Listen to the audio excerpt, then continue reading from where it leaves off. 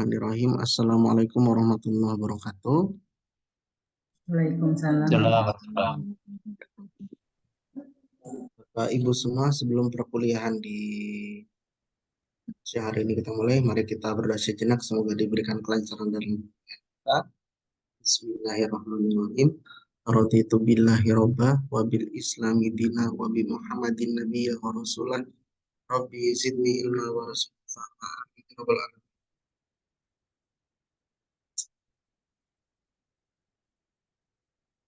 Gimana, sehat Bapak Ibu semua? Alhamdulillah, Pak. Sehat, Pak. Em, Pekan lalu saya kasih LKM ya, Ya, Oke, Pak. Pak. nggak ada kesulitan kan ya? Nggak tahu itu benar apa enggak, Pak. Ya.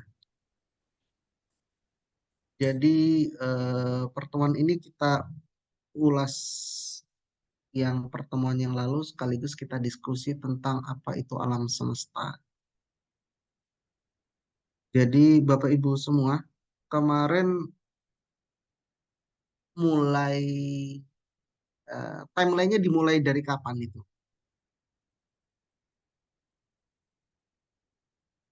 Timeline penelusuran sejarah ilmu astronomi mulainya dari kapan? Zaman purba bukan, Pak? Kalau Bu Nelly dari zaman purba. Iya, Pak. Purba kala. Jadi kalau di zaman purba itu digunakan untuk apa, Bu Nelly? Pada zaman purba itu ya, Pak. Hmm. Astronominya dia belum menggunakan itu, Pak, teknologi. Jadi hanya mereka punya gambaran bahwa alam semesta memang ada, namun masih bersifat spekulatif belaka. Mereka menganggap bumi dan langit berbentuk cakram, datar yang saling tumpang tindih.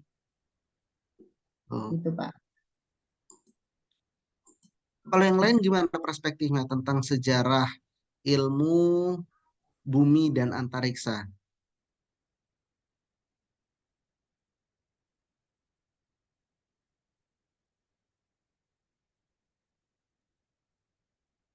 Kalau punyanya eh, Pak Ano, mulainya kapan Pak Ano? Timelinenya Pak Ano? Saya dari periode kuno, Pak, dari Aristoteles. Dari Aristoteles. Jadi kalau zaman Aristoteles digunakan untuk apa Pak Ano? Eh, Gagasannya itu pemikiran tentang alam semesta, Hmm. pengembangannya itu teori geosentris atau bumi di pusat alam semesta. Berdasarkan Iya. pengamatan fenomena alam seperti gerhana bulan, dan dalam hal itu mengajukan teori bahwa api, air, udara, dan tanah untuk menjelaskan segala fenomena alam. Jadi pusat peredaran bumi itu, pusat peredaran tata surya bermula dari bumi sebagai pusatnya, bukan matahari.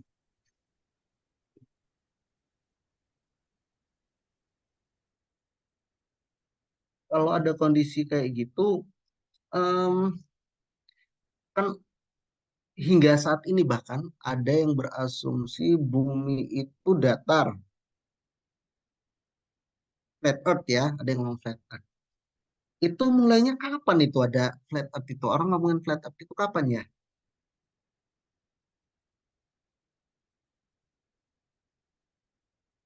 Kenapa kok tahu-tahu ujuk-ujuk ada yang berpikiran bahwa bumi itu datar? Apakah dari zaman Aristoteles itu sudah ada pemikiran bahwa bumi itu datar? Atau mungkin zaman yang jauh lebih tua dari itu? Kalau zaman jauh lebih tua dari itu memang sangat dimungkinkan ya. Tapi apakah itu tercatat bahwa bumi itu datar? Kalau kita lihat film, ada yang pernah nonton film God Must Be Crazy? Belum, Pak. Yang orang Afrika cari ujung dunia. Ya, di situ dikisahkan bahwa sosok pemeran di film God Must Be Crazy itu dia mencari yang namanya ujung dunia. Dan menurut asumsi dia menemukan ujung dunia. Jadi ketika dia melihat tebing yang curam dan dia sudah tidak bisa terjun lagi, maka itulah yang dinamakan ujung dunia. Tapi apakah betul itu ujung dunia? Kalian pernah ke ujung dunia? Kutub utara, kutub selatan ya, Ya. Pak. Karena ada lagu dangdut ya. Iya, ke ujung dunia akan ku cari. Di mana ujung dunia itu? Tidak berujung, Pak. Makanya dia Iya, berarti bohong doang yang nyanyi itu ya. Sebenarnya nggak bakal saya cari gitulah ya. muter lagi. Iya, kan ada lagu gitu ya. Kalau kondangan itu ada itu lagu-lagu kayak itu. Ke ujung dunia akan ku cari gitu kan ya. Ya, sebenarnya kalau kita mau belajar sejarah teori astronomi, kapan dia mulai tercatat? Sementara saya nampak ya.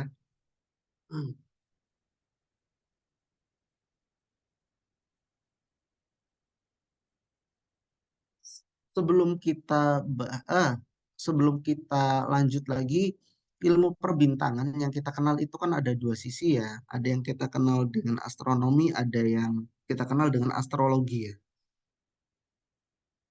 Kalau kita lihat dari namanya, kenapa ilmu perbintangan yang kita ketahui yang secara saintifik itu namanya apa ya? Astronomi apa astrologi? Astronomi, Pak. Nah, kalau astrologi, Ilmunya. Buminya, Pak. Enggak juga. gimana? Kalau astrologi ilmu yang mempelajarinya. Ya. Iya, namanya seolah-olah ilmiah nanti ya hasilnya ya, astrologi ya. Astro plus plus logos gitu ya. Astro itu perbintangan, logos itu ilmu yang pelajari tentang. Ya, jadi astrologi ilmu yang pelajari tentang perbintangan. Tapi dari sisi aplikasinya itu sangat bertolak belakang dengan astronomi. Horoskop, zodiak, apalagi kondisi-kondisi kayak gitulah yang kita kenal dengan istilah astrologi. Nah, jadi yang namanya astrologi itu adalah ilmu perbintangan yang secara turun-menurun senantiasa dikaitkan dengan kisah kehidupan. Kalau orang mungkin sebelum tercatat itu penggunaan ilmu astronomi untuk apa? Untuk mendeteksi musim cocok tanam ketika orang sudah beralih ya dari masa masa berburu ke masa bercocok tanam, maka dia akan melihat kondisi bintang. Kalau kondisi bintang, terutama orang yang berada di belahan bumi utara, ketika di langit itu ada rasi Ursa, nah berarti itu mulai menunjukkan musim eh, mengarah ke musim dingin. Tapi kalau yang dilihat itu Crux, nah itu adalah kondisi sebaliknya. Karena kalau eh, rasi Crux atau salib, bintang salib itu menunjukkan arah selatan. Biasanya ganti-gantian kalau di belahan bumi utara, beda dengan kita yang ada di garis khatulistiwa. Ursa tetap kelihatan, Crux juga akan kelihatan gitu.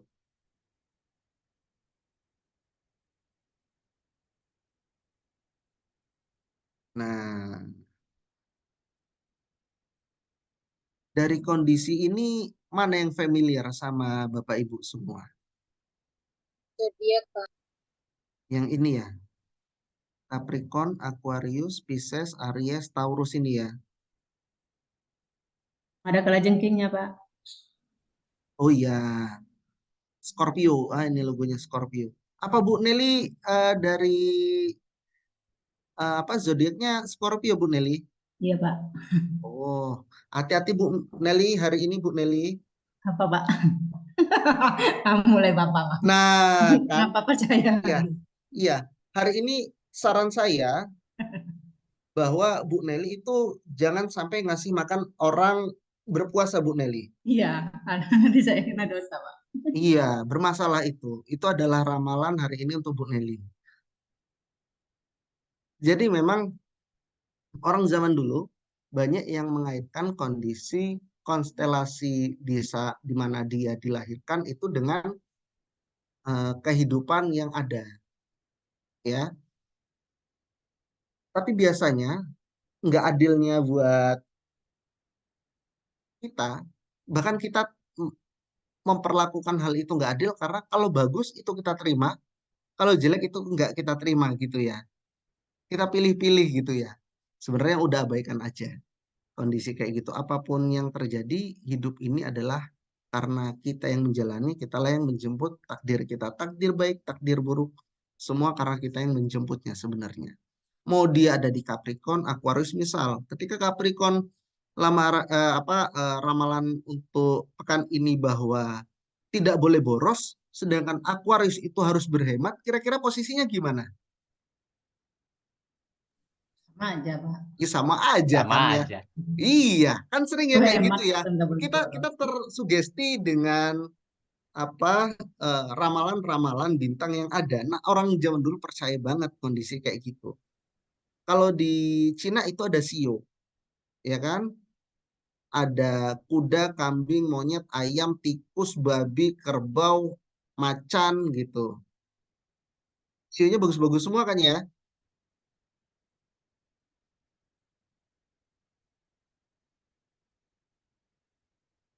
Saya itu yang disebut dengan astrologi. Jadi tolong Bapak Ibu semua jangan terkecoh dengan astrologi. Kita akan mengajarkan astrologi. Waduh, berarti Bapak Ibu sudah mengarah menjadi ahli-ahli nujum itu. Ahli-ahli ramal. Selain menggunakan kartu tarot kan ya, yang namanya Capricorn, Aquarius hingga Sagittarius itu kan mencerminkan ramalan, gitu ya. Kelihatan Bu Nelly gak tertrigger itu. Biasa em, orang yang lahir di 80-an hingga awal 90-an itu masih banyak banget berburu majalah-majalah yang isinya ada ramalan bintang tiap minggu itu dicek kondisinya gimana gitu ya. Nah, ini contohnya.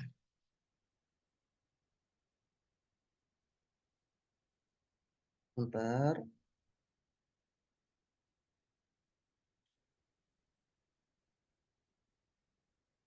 Nah, contoh. Kalau di Aries, ramalan hari ini resah dan gelisah menatap masa depan. Rezeki punya pekerjaan tapi belum bisa mencukupi kehidupan Anda. Apakah semua Aries kondisinya kayak gini?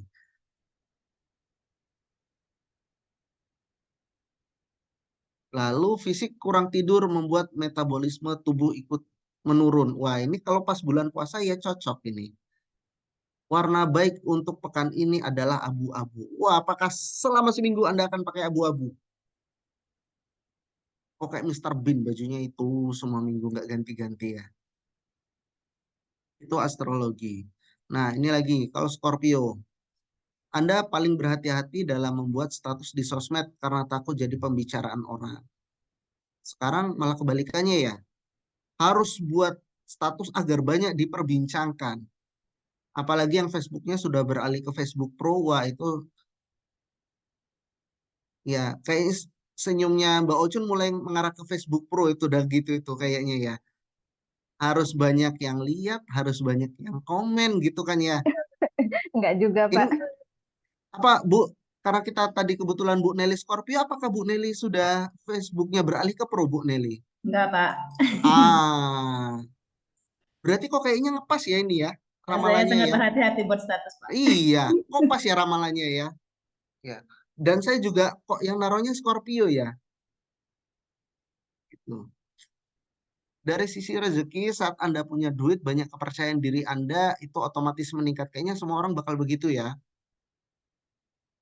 Saat punya banyak duit, kepercayaan diri Anda otomatis meningkat. Ya, siapapun akan seperti itu kayaknya. Lalu fisik, tidak ragu minta resep sehat dari mereka yang sukses berdiet. warna untuk pekan ini ungu, tapi Mbak Ocun yang pakai ungu ya. Iya, nggak sesuai ramalan berarti. Bu Nelly udah ganti jilbab, Pak. Oh, tadinya ungu. Mungkin lebih ke warna favorit kali Pak. Oh gitu ya. Ya, Libra gitu. Sudah kita skip aja ya. Nah, di astrologi Cina juga ada namanya Sio. Siotikus, karir, asmara, keuangan, kesehatan, perjalanan, termasuk keluarga itu biasanya setahun sekali pas Imlek itu orang pada bersorak-sorak gitu ya. Nah, ini kalau legenda lokal. Kalau gerhana matahari itu berarti em, apa?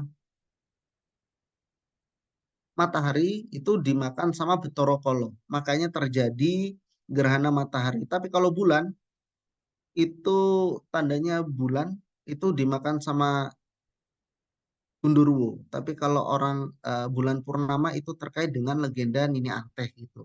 Ada yang pernah dengar legendanya? Belum, Pak. Aduh. Kalau Tapi yang kalau ini, kalau yang kalau ini kalau Ate ini baru dengar, Pak. kalau matahari dimakan sama Betoro Kolo, Sudah pernah itu. Ya, kalau itu iya. pernah, Pak. Kalau yang ini Ateh ini baru dengar, Pak. Ini Anteh Anteh. masih asing ini. Ya, ini legenda di Sunda kalau nggak salah ya, ini Anteh ya, terkait dengan bulan purnama. Itu astrologi. Tapi kalau astronomi, itu studi tentang alam semesta yang merupakan totalitas dari semua materi, energi, ruang, waktu, bagian dari fisik alam semesta, termasuk di dalamnya ada tata surya, ada planet, sebagai komponennya ada bintang-bintang dan benda angkasa lainnya, itu masuk dalam kajian astronomi. Lalu di astronomi juga akan dipelajari konsep fisik, kimia, dan evolusi benda-benda langit tanpa kaitan dengan nasib manusia saat ini. Kalau tadi di astrologi kondisi perbintangan itu mempengaruhi nasib manusia, tapi kalau di astronomi nggak ada pengaruhnya dia. Kalau ada legenda, bukan legenda, ini mitos ya.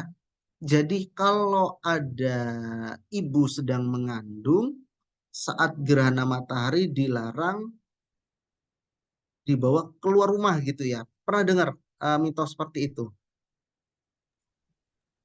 Langsung Pernah, mini. Pak.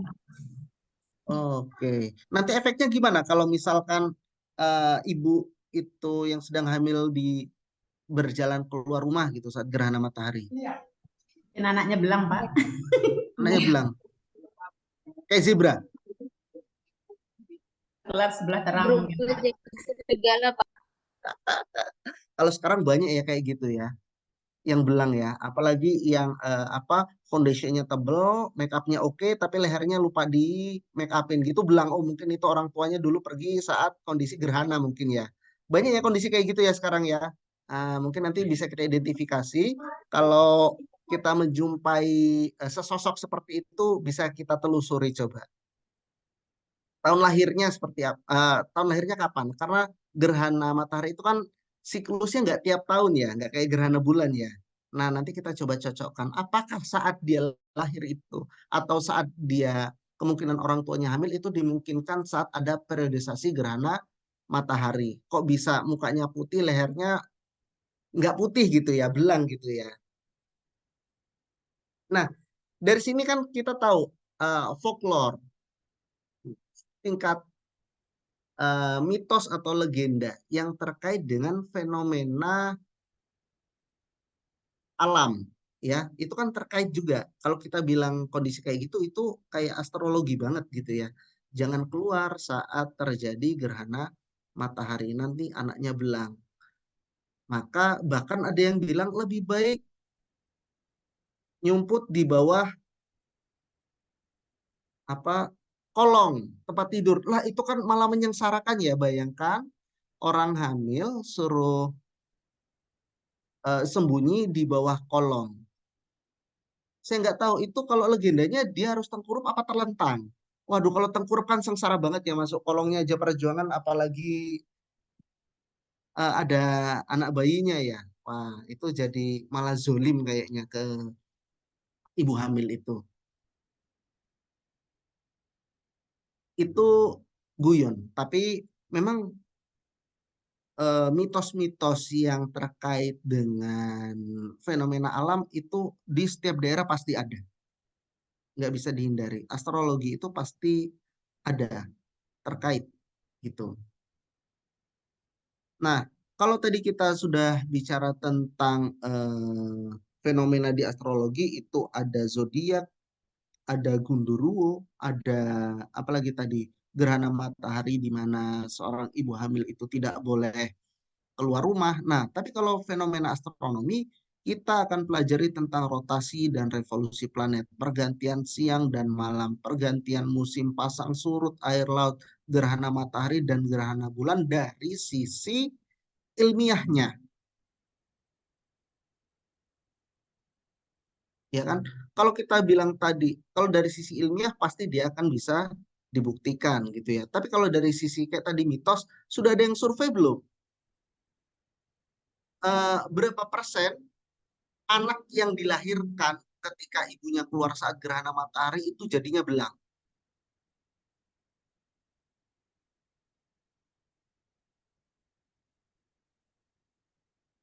Kayaknya nggak ada yang minat juga ya neliti kayak gitu ya.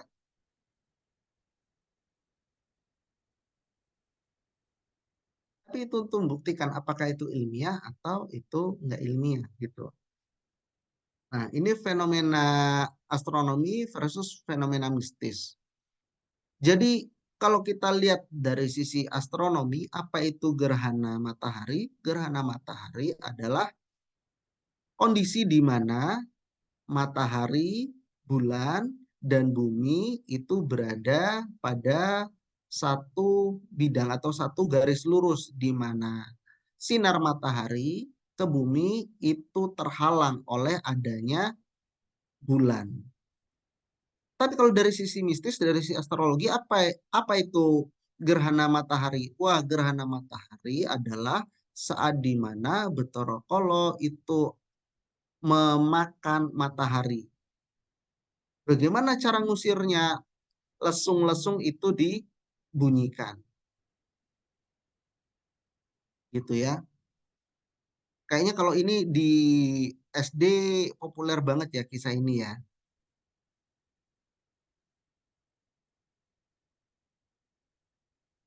Nah,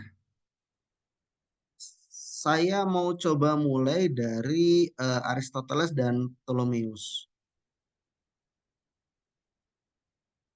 Di konsepnya Aristoteles, geosentris, ada urutan alam semesta. Jadi pusatnya itu ada di bumi. Setelah bumi itu bulan. Setelah bulan baru ada Merkurius, Venus. Setelah itu ada matahari. Setelah matahari baru ketemu Mars, Jupiter, Saturnus. Kemudian di atasnya ada bintang-bintang. Itu tadi yang geosentris. Kalau kita belajar dari Aristarchus termasuk Copernicus, kondisi matahari sudah menjadi pusat tata surya yang tadinya geosentris menjadi heliosentris. Ada matahari, Merkurius, Venus, bumi dengan ada bulannya, Mars, Jupiter, Saturnus, dan ada bintang-bintang. Nah, sekarang Bapak Ibu semua, sebenarnya kenapa kita harus belajar astronomi? Kenapa juga kita harus membahas tentang geologi, ilmu langit dan ilmu bumi? Manfaatnya untuk apa sih?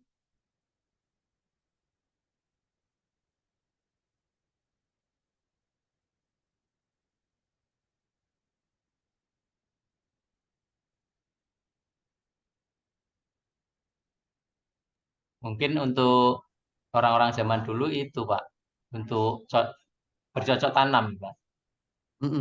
Kalau orang zaman dulu tuh Iya. bercocok. Nah, kalau orang sekarang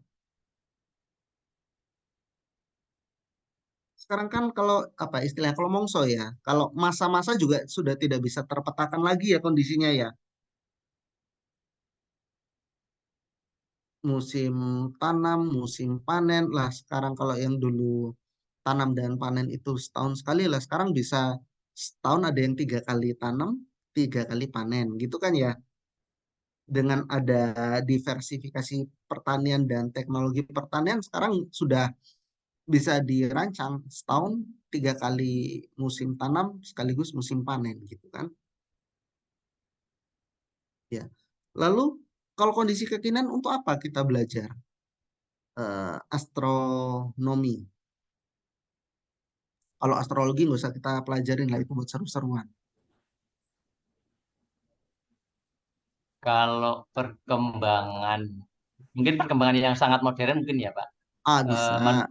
Manusia itu mencari karena di bumi ini kan semakin lama populasi manusia semakin banyak dan mencari penelitian-penelitian barangkali di planet-planet lain itu bisa menjadi salah satu solusi untuk tempat tinggal yang baru.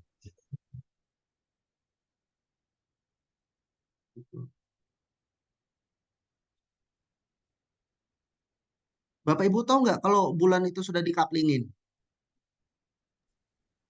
Belum, Pak. Bulan itu sudah dikaplingin. Siapa tahu nanti apa minggu depan harga naik. Orang belum ke sana tapi sudah ada negara mengklaim sisi sini itu milik saya. Bahkan sudah ada yang mengkapitalisasikannya gitu ya. Nah itu mungkin Pak Ano, kita mencoba untuk menyelamatkan diri kita sebenarnya ya. Dengan usia bumi yang sudah tua, manusia yang makin banyak, ada nggak kemungkinan manusia ini bisa hidup selain di bumi? Kalau kita cuma hidup di luar angkasa, misal kayak di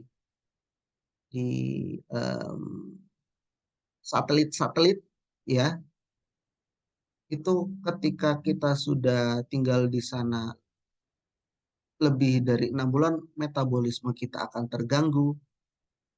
Bahkan kalau nggak salah rekor terlama orang di luar angkasa itu em, 10 bulan dia. Wah, itu sudah jadi kurus kering semuanya, siklus hidupnya rusak sudah. Itu termasuk gunanya adanya siang dan malam. Kita tahu kapan kita harus istirahat, kapan kita harus bekerja gitu ya. Dan mungkin beberapa teman-teman kita sudah merasakan itu yang justru siangnya istirahat, malamnya kerja juga nggak sesehat kita yang malamnya kita pakai untuk istirahat dan siangnya untuk kerja. Nggak ada paparan sinar matahari yang sebenarnya kaya akan vitamin E untuk kita hidup di luar angkasa. Memang misi besarnya ada yang ingin mencoba menjelajah sejauh mana kita buat pemodelan apakah ada tempat lain yang nyaman selain bumi untuk tempat kita ngungsi. Siapa tahu ada yang minat nanti ikut beli kaplingan di bulan. Itu Elon Musk termasuk orang yang punya kaplingan di bulan. Jadi sekarang yang statusnya dilelang bukan cuma tanah di IKN, tapi juga lahan di bulan. Gitu ya. Ada lagi Bapak Ibu yang bisa menjelaskan untuk apa kita belajar astronomi?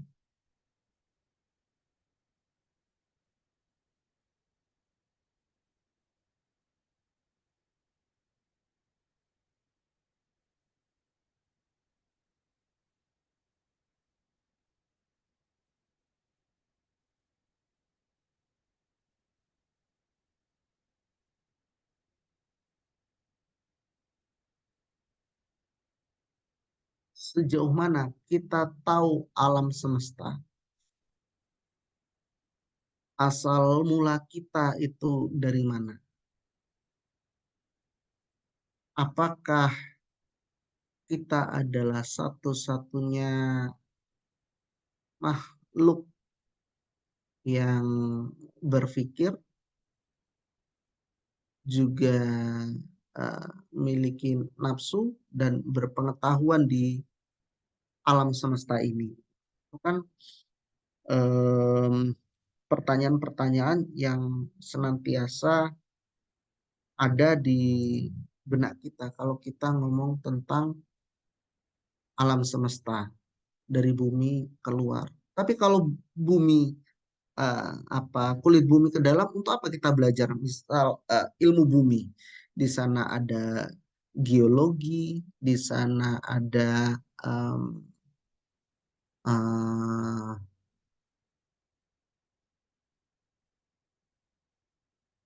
apalagi ya termasuk geografi di dalamnya. Untuk apa kita belajar itu? Kenapa kita perlu belajar ilmu bumi, Bapak Ibu? Kalau kemarin kita sudah bahas tentang kulit bumi keluar, sekarang untuk apa kita belajar kulit bumi ke dalam?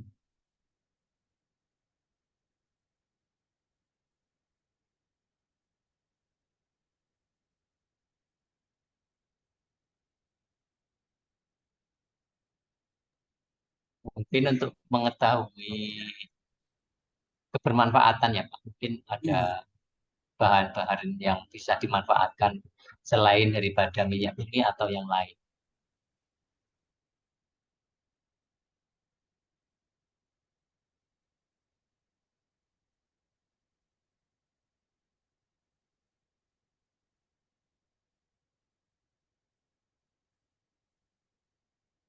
Ada yang lain?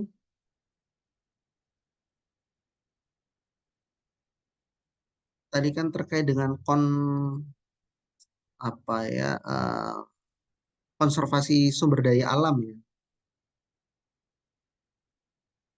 Ada yang lain?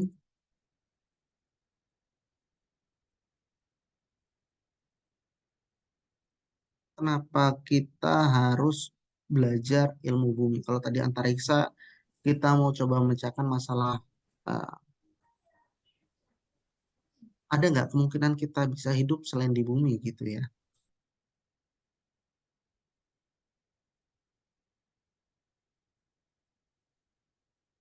Apalagi yang orang yang asli pesisir barat nih. Manajemen bencana alam adalah bagian penting dari bagaimana kita, alasan kenapa kita harus paham tentang ilmu bumi.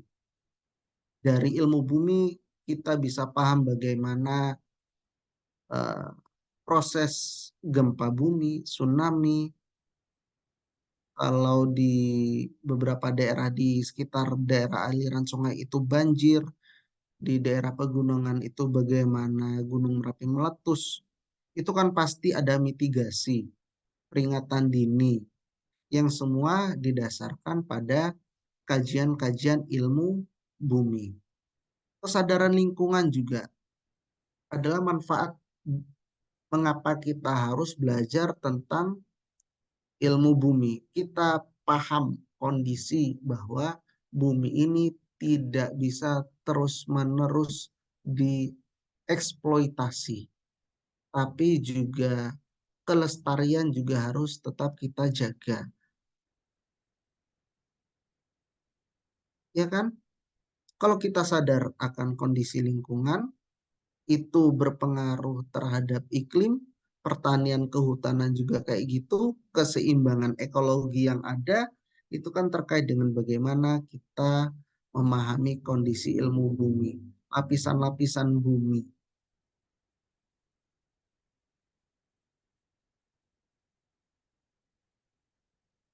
Kalau orang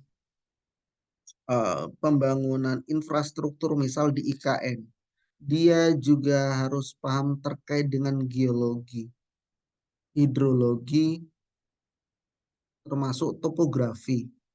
Kalau orang di IKN itu kan lahan di Kalimantan itu tidak sepadat daerah-daerah yang dilewati lempeng tektonik seperti di pesisir barat, atau di bagian selatan Jawa gitu ya. Karena di Kalimantan lahannya dominan ke gambut. Topografinya, ada nggak gunung berapi di Malang itu? Di mana? Di Kalimantan. Nggak. Struktur, ya kan? Kayaknya kita nggak walaupun saya nggak atau belum pernah ke Kalimantan, tapi kayaknya nggak ada berita ya di Kalimantan tuh ada gunung meletus.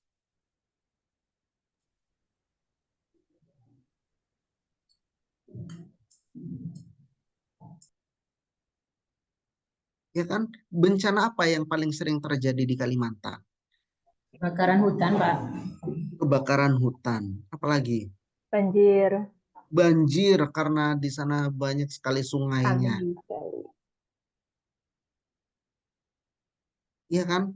Topografi jadi bagian yang penting. Bagaimana dengan kearifan lokal, secara nggak langsung kita tahu ada eh, teknik sengkedan atau terasering ya di daerah dengan kemiringan yang cenderung curam, bagaimana dia bisa bercocok tanamnya, dibangunlah pola-pola eh, apa lahan pertanian yang berundak-undak yang kita sering kenal dengan sengkedan atau terasering seperti itu, bahkan menjadi warisan dunia kondisi kayak gitu. Itu kita bangunnya kan berdasarkan insting awalnya. Tapi setelah kita pahami sisi pengetahuannya, oh iya juga.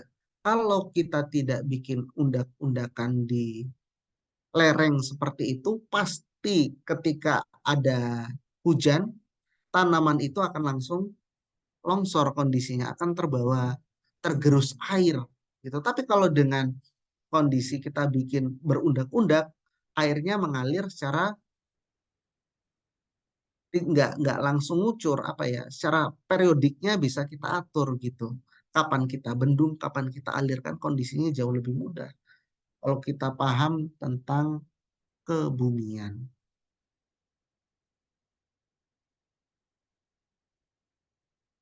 Nah, yang paling modern yang ditulis oleh Mbak Kiki kemarin, paling modern ilmu pengetahuan bumi dan antariksanya, timelinenya berhenti di mana?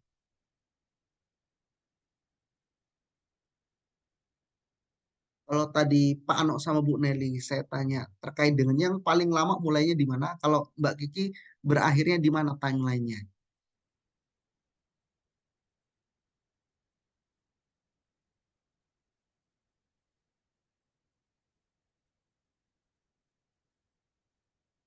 Di abad 21, Pak.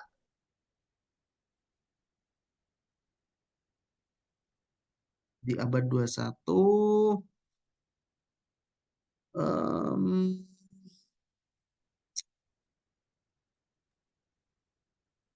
tokohnya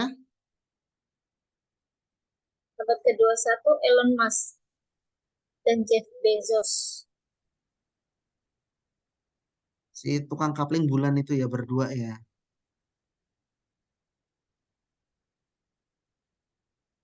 Ya. Apa yang mereka lakukan?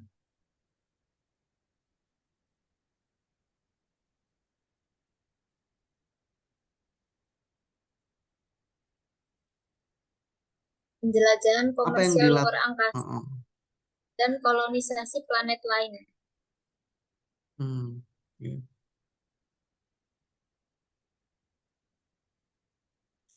Jadi Bapak Ibu semua, kalau punya uang berlebih dan mau jalan-jalan, eh, Jeff Bezos itu buka SpaceX kalau nggak salah. Nah, bisa beli tiketnya, nanti bisa jalan-jalan ke ruang angkasa, gitu ya.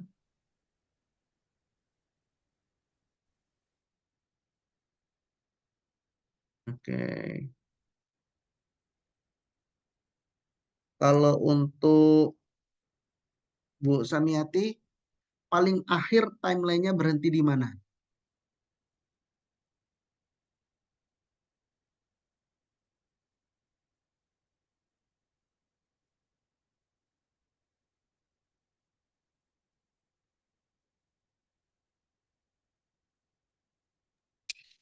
Bentar, Pak.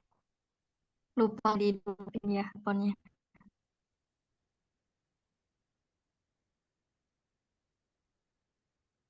Kok susah? Iya, gimana?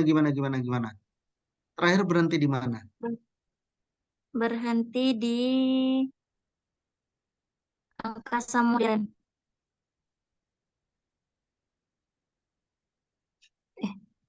Sebentar, abad 21 deh, Pak. Hmm,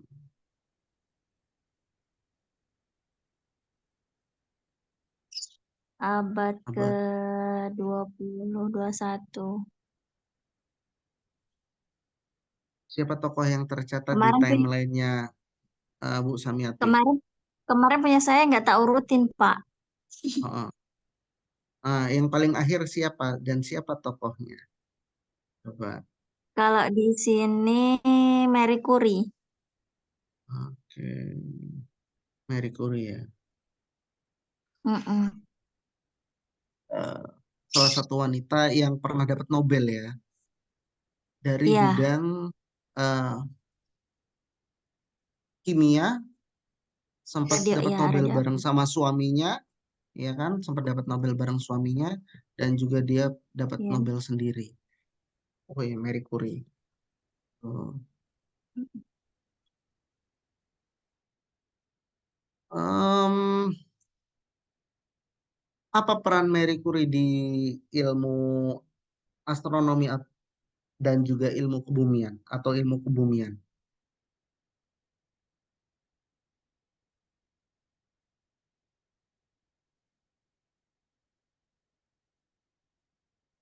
Marie dan Pierre Curie.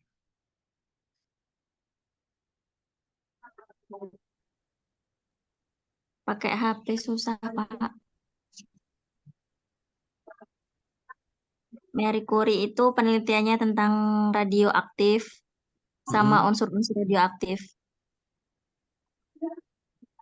Lalu temuannya untuk IPBA apa? Untuk teknologi medis seperti terapi radiasi dan pencitraan medis.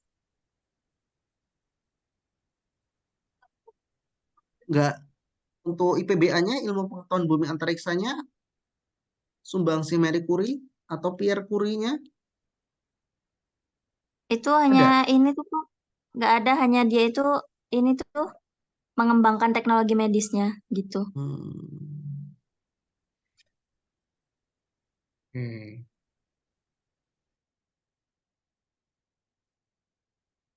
Kalau Bu Fatmi timelinenya berhenti di mana?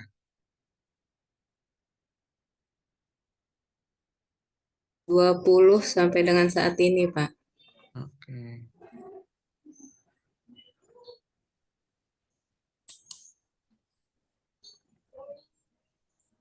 Kalau saat ini apa trennya?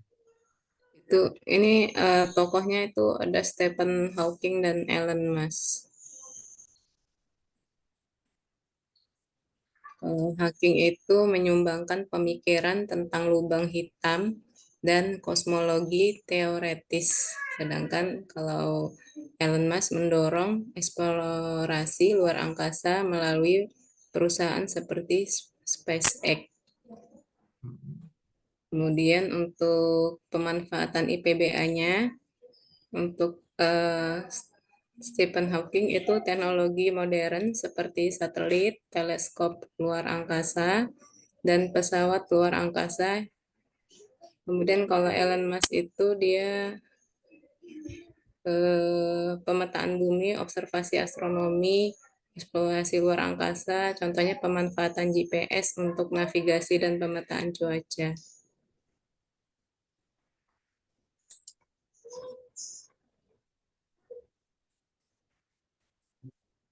Sebenarnya yang tercatat timeline ilmu astronomi itu mulai dikenal, ilmu perbintangan ya, baik astronomi maupun astrologi itu ada di abad ke-6 sebelum Masehi.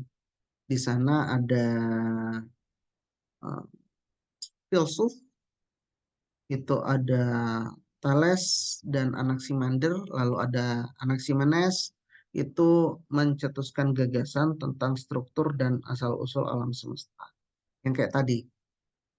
Dan itu akan terbawa hingga zamannya Aristoteles, di mana alam semesta itu terdiri dari 4 komponen penting. Itu ada air, api, tanah, udara. Nah, itu dari zaman Thales itu orang sudah mulai bernalar dan berhipotesa tentang bagaimana alam semesta ini. Lanjut ke abad kedua itu ada Aristoteles tentang astronomi dan fisika. Lalu masih di abad kedua ada Ptolemeus dengan Almagestnya yang memuat model geosentris dari alam semesta. Lalu ada teori episiklik yang kemudian mulai dikoreksi dan booming koreksinya itu di abad ke-16 dengan karya-karya Kopernikus, Kepler, Galileo, dan semacamnya.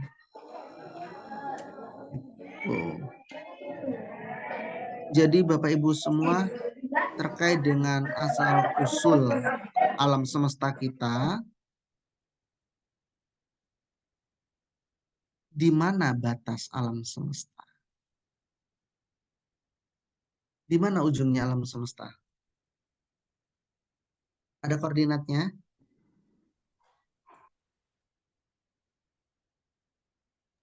Kiamat, Pak. Ya, jadi sampai sekarang belum ketemu ya koordinatnya ya alam semesta ya, ujungnya ya. Langit ketujuh, Pak. Nah, bahkan langit ketujuh, bahkan ya ketika kita masih ngomong alam semesta dan masih bisa digunakan teleskop berbasis radiasi pun itu masih dikatakan langit pertama. Terus kapan kita mau sampai langit ketujuh? Langit pertama aja kita belum selesai nih jelajahnya. Oh, sudah nggak ada, Pak. Perjalanan arwah. Iya. Kalau itu saya nggak berani nantang karena kalau disuruh buktikan berarti kemungkinan minggu depan saya nggak ngajar lagi ya. Tapi ya untuk itu saya percaya aja. Gitu ya. Karena itu sesuatu yang wajib diyakini karena pembuktiannya akan ada belakangan gitu. Itu bedanya antara sains dengan ilmu agama. Satu berbasis pengalaman empirik, satu berbasis dogmatis. Kalau yang itu saya percaya dari sisi dogmatis. Ya, jadi gitu. Ketika sekarang teleskop atau di angkasa itu ada teropong atau teleskop Hubble yang basisnya itu radiasi karena nggak bisa lagi pakai pencitraan optik di situ, itu galaksi yang paling jauh pun yang namanya sudah pakai kode huruf dan angka, itu kalau dari sisi tinjauan itu masih di langit pertama. Sejauh mana mata kita bisa memandang, itu masih langit pertama. Jadi kita ngeliat yang ada ujungnya awan, bintang, bulan, dan segala macam malam hari, itu masih langit pertama. Langit 7, wallahu a'lam bishawab. Seperti apa kita bisa membayangkan langit ketujuh berdasarkan imajinasi kita masing-masing. Nah, jadi Bapak Ibu semua, harapannya memang dari kita belajar keluar bumi hingga menembus bumi, ya ilmu langit maupun ilmu bumi, memperkaya hasanah keilmuan kita, dan kita tahu bagaimana kita harus memperlakukan dan bersikap terhadap alam semesta, masuk bumi kita nantinya. Ya. Nah, sekarang apa bedanya alam semesta dengan tata surya? Wah, simpel banget ini. Nggak ada pertanyaan yang lebih serupa ya kan? Kita mulai sesuatu itu dari yang simpel-simpel gitu ya. Apakah proses penciptaan alam semesta dan tata surya ini sama?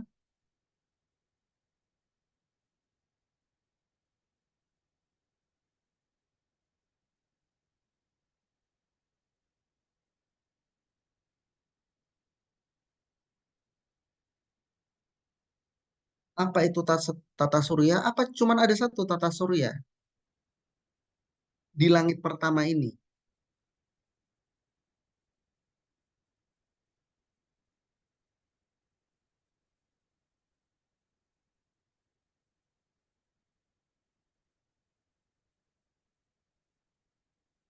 Kalau di Inggris apa ya namanya ya?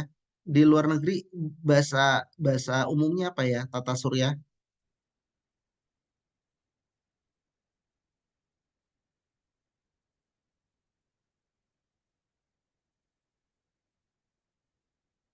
Aduh, kayaknya saya pernah dengar itu, Pak. Tapi kok ya sulit diungkapkan dengan kata-kata itu ya. Ya kan? Kita kenal dengan solar system. Apakah cuma ada satu solar system?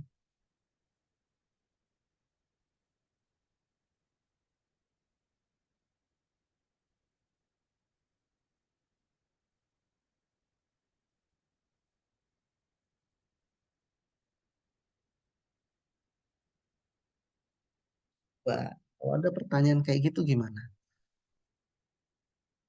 Kalau alam semesta sendiri itu apa sih?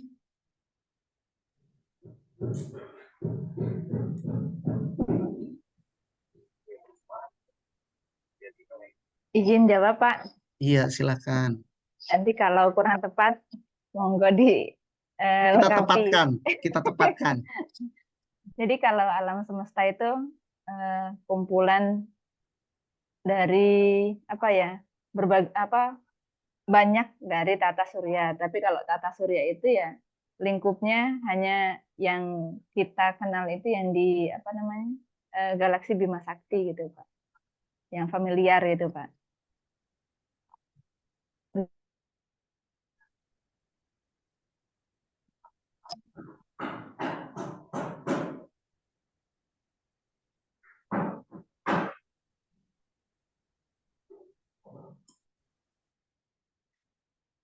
Tata surya dengan galaksi Bima Sakti itu sesuatu yang sama atau sesuatu yang beda? Atau dua-duanya gimana cara menjelaskannya? Nambahin, Pak. Iya, silakan. Kalau tata surya itulah kumpulan benda-benda langit mulai dari tata surya, komet, apa namanya satelit terus asteroid dan lain-lainnya. Kalau galaksi itu galaksi ya bagian dari bumi kita, benar nggak sih, Pak? Yang disebut galaksi Bima Sakti. Galaksi bukan Lain dari bagian bumi. dari tata surya. Nama lain dari galaksi itu ada di dalam tata surya itu maksudnya. Galaksi itu tempat orbitnya. Galaksi bagian di dalamnya alam semesta. Nah, lo kan beda-beda kan sekarang?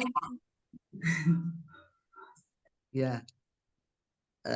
Jadi susunannya gimana tuh? Misal kita mulai dari planet Alam deh. semesta dulu. Ya, misal udah alam semesta, Terus galaksi, galaksi, baru tata surya. Baru tata surya. baru tata surya.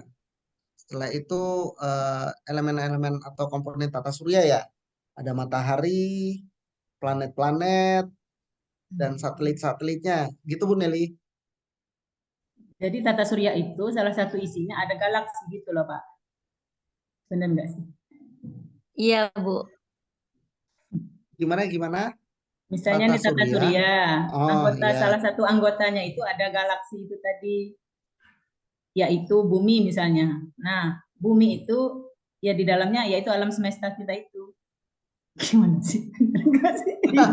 Bukan, gini loh. Kayak Coba kalau kita diskusi deh, alam, kita diskusi. alam semesta itu tempatnya. Nah, di dalam alam semesta itu ada rombongan planet, tata surya, galaksi, meteor gitu sepertinya ya. Kita urutin dari skupnya yang ini ya, antara planet nempatin apa? Yang paling dekat kita kenal istilahnya. Tata surya atau galaksi? Tata Tata surya. surya. Nah, tata surya melengkapi apa? Menempati di mana posisinya? Galaksi. Galaksi. Dan galaksi itu ada di alam semesta. Nanti ada, iya, galaksi itu adalah gugus bintang. Orang bilang gugus bintang. Kalau tata surya ya ada gugus planet di situ dengan satu bintang di situ. Tapi kalau galaksi itu banyak bintang yang ada di situ, gitu ya.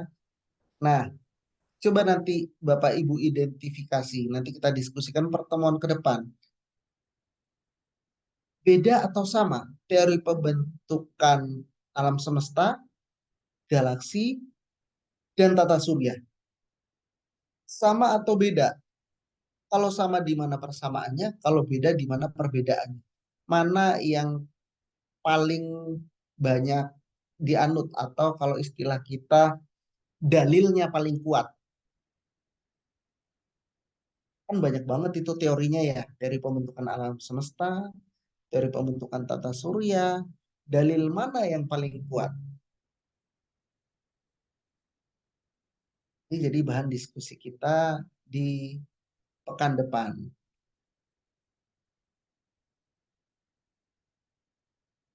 Jadi secara urutan Bu Nelly tadi betul, tapi secara penjelasan kok jadi kebalik kondisinya,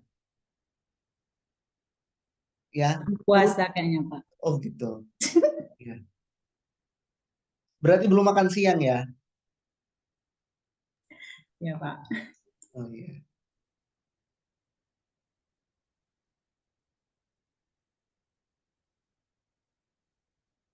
Jadi gitu ya Bapak Ibu ya. Kalau kita mau cermati kondisinya, memang terlalu mewah bagi kita untuk jadi satu-satunya spesies yang bisa mengelola alam semesta. Kok cuman dari uh, warga Homo sapiens ini yang bisa mengelola alam semesta? Itu kayaknya kok terlalu mewah. Tapi apakah ada makhluk lain? Ya itu kita nggak tahu. Kita baru bisa sebatas menduga-duga. Apakah bumi satu-satunya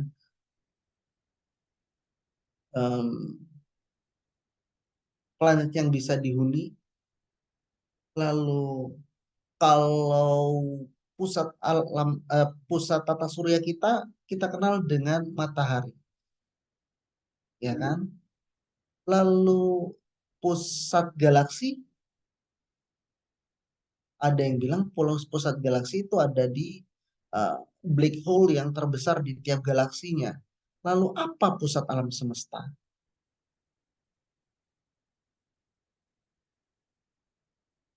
Ya, dari ujungnya kita nggak tahu, pangkalnya pun kita nggak tahu kalau alam semesta. Jadi memang kalau kita bicara tentang pengetahuan sangat dangkal karena masih banyak yang sesungguhnya belum kita ketahui ya. Bahkan langit pertama pun kita belum selesai menjelajahinya. Jangankan full langit pertama, entah sepersejutanya pun kita belum tentu sudah tahu isinya sepersejuta dari langit pertama. Itu. Belum lagi pertanyaan, kenapa di angkasa walaupun banyak bintang, kok tetap gelap?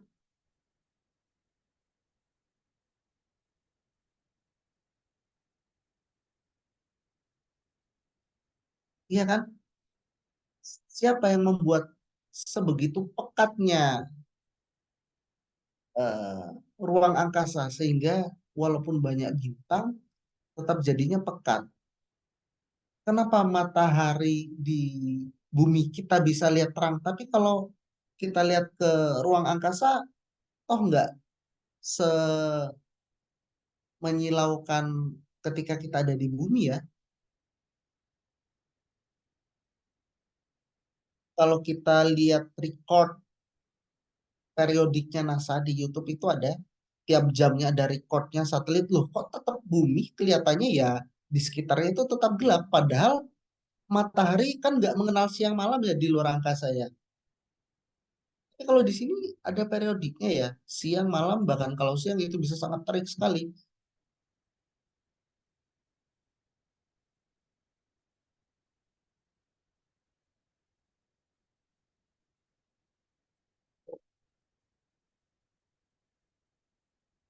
Mungkin itu kuliah kita. Ada yang ingin ditanyakan Bapak Ibu semua? Minggu depan akan ada LKM dan akan kita coba diskusikan nanti di eh, minggu selanjutnya.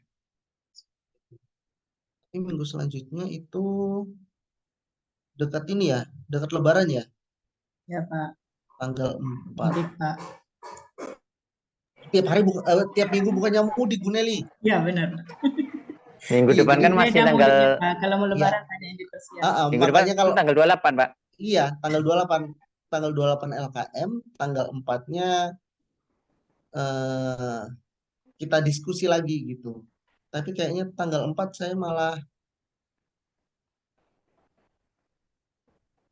nggak bisa diskusi. Nanti kita sepakati ya, apakah ada LKM lanjutannya untuk kemudian kita diskusikannya agak rapel gitu ya. Karena ada kemungkinan penugasan ke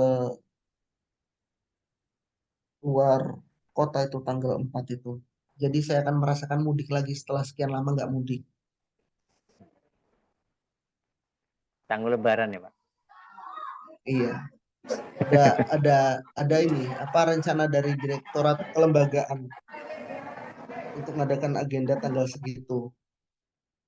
Yang bingung nanti pesan tiketnya kalau udah mepet. Waduh, bisa berangkat ke sana, bisa-bisa pulangnya ngeteng nanti. Ya, Bapak Ibu semua, kalau nggak ada yang ditanyakan,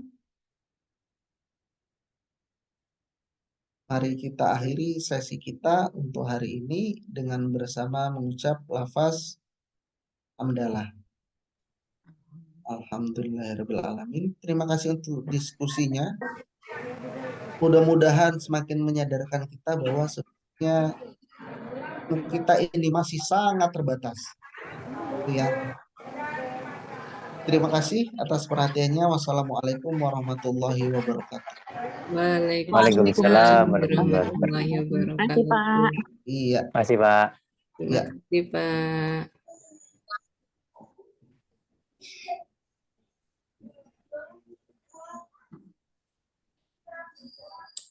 Woci. Buat siang, buat cun. Pulang sekolah belum ganti baju, belum ganti jilbab.